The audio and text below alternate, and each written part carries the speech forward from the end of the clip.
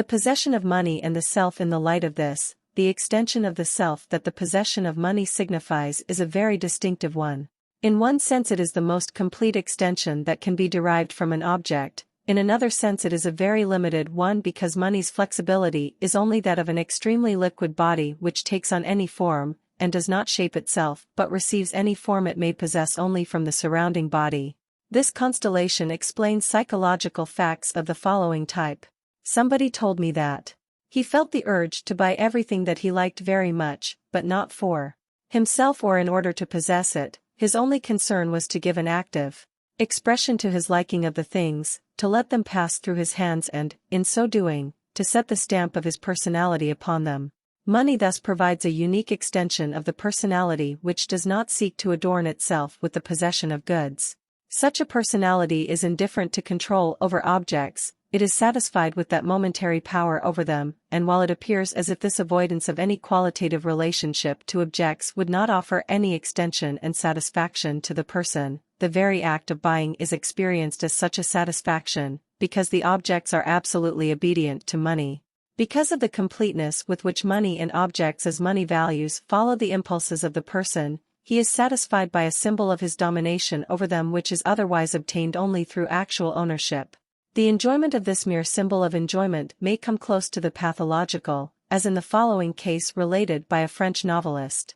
An Englishman was a member of a bohemian group whose enjoyment in life consisted of his sponsorship of the wildest orgies, though he himself never joined in but always only paid for everybody. He appeared, said nothing, did nothing, paid for everything and disappeared.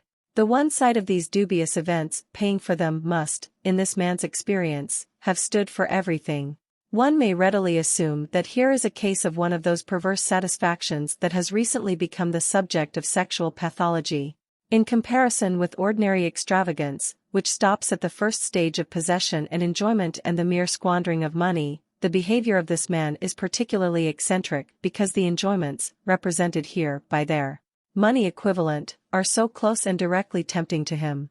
The absence of a positive owning and using of things on the one hand, and the fact on the other that the mere act of buying is experienced as a relationship between the person and the objects and as a personal satisfaction, can be explained by the expansion that the mere act of spending money affords to the person. Money builds a bridge between such people and objects. In crossing this bridge, the mind experiences the attraction of their possession even if it does in fact not attain it. This relationship also forms one side of the very complex and important phenomenon of avarice. To the miser who finds his happiness in owning money without ever getting round to the acquisition and enjoyment of particular objects, his sense of power must be more profound and more valuable than any control over specific things could ever be. For every possession, as we saw earlier, has its own limitations.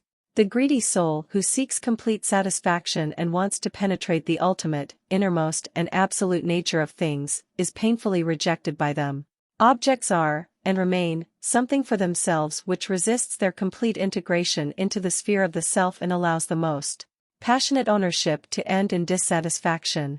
The possession of money is free of this hidden contradiction that exists in all other kinds of possession.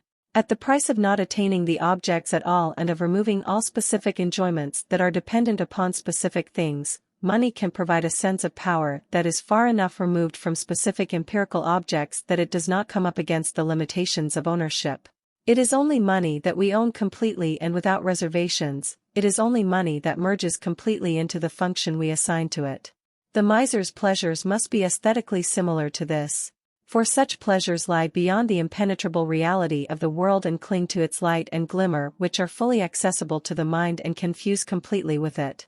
However, the phenomena associated with money are but the purest and most transparent parts of a series that also realizes the same principle in other forms.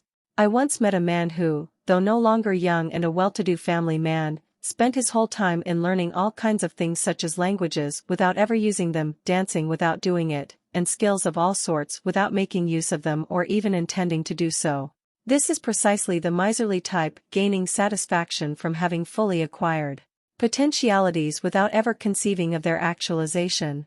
Here, too, the attraction must be associated with aesthetic attractions. the control over the pure form and ideal of things or of action in the light of which any progress towards their realization has to be viewed as a decline through unavoidable obstacles, reverses and insufficiencies which must reduce the enjoyment of perfect control over things.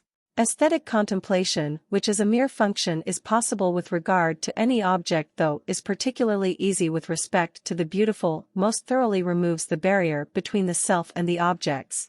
To aesthetic contemplation, the notion of the objects unfolds so easily, effortlessly and harmoniously as if they were solely determined by the basic laws of the self. Hence the feeling of liberation which is part of the aesthetic mood, the release from the dull pressure of things, the expansion of the joyful and free self into things, the reality of which usually oppresses it. Such must be the psychological flavor of the enjoyment of merely owning money.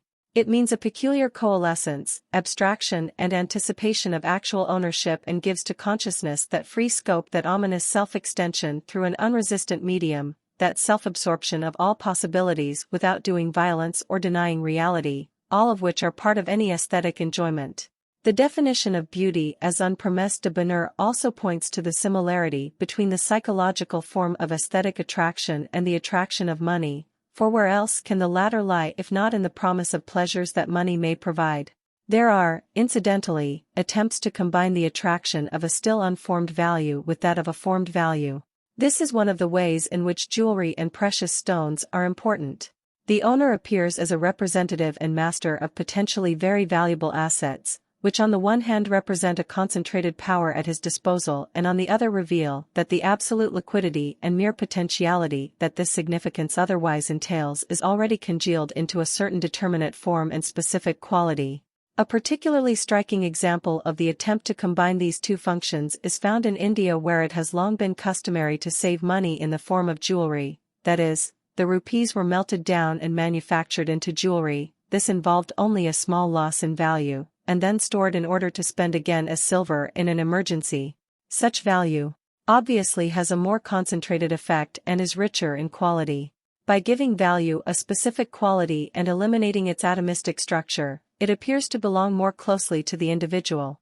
This is very clearly illustrated by the fact that, since Solomon's day, the royal hoarding of precious metals in the form of utensils has been based on the belief that the treasure was thereby most closely tied to the family, and safe from the enemy's grasp. The direct use of coins as jewelry frequently means that one wishes to have one's assets immediately by one's person and under control. Jewelry exists as an irradiation of the personality, and it is therefore essential that it is something valuable when it radiates the personality. Its ideal as well as its practical importance rests upon its close relationship to the self. It has been pointed out that, in the Orient, all wealth is conditional upon the fact that the owner is able to flee with it, to make it, as it were, absolutely dependent upon what may happen to him. On the other hand, the enjoyment of money ownership undoubtedly contains an idealistic element.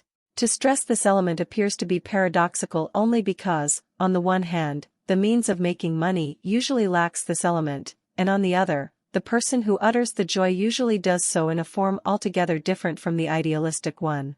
This should not disguise the fact that the pleasure of money ownership as such is one of the most abstract enjoyments and is most remote from sensual immediacy, since it is exclusively experienced through a process of thought and fantasy. It resembles the joy of victory, which is so strong in some people.